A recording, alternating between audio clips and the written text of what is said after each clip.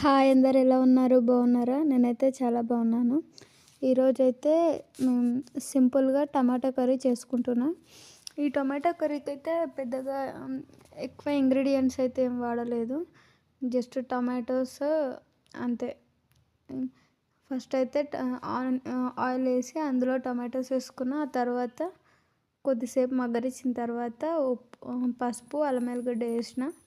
అది కొంచెం మగ్గిన తర్వాత ఉప్పు, కారం వేయాలి అంతే. ఇక్కడైతే మా ప్రిన్స్ పాపకి బాగా దగ్గు తగిలింది. అందుకు ఆమె వామ్ అడిగింది. వామ్ ఆమెకు తెలుసు, మంచిగా వేసుకుంటుంది, వాటర్ తాగుతుంది. గుడ్ గర్ల్ ఆమె. ఇక్కడైతే టమాటో కర్రీ రెడీ అయిపోయింది.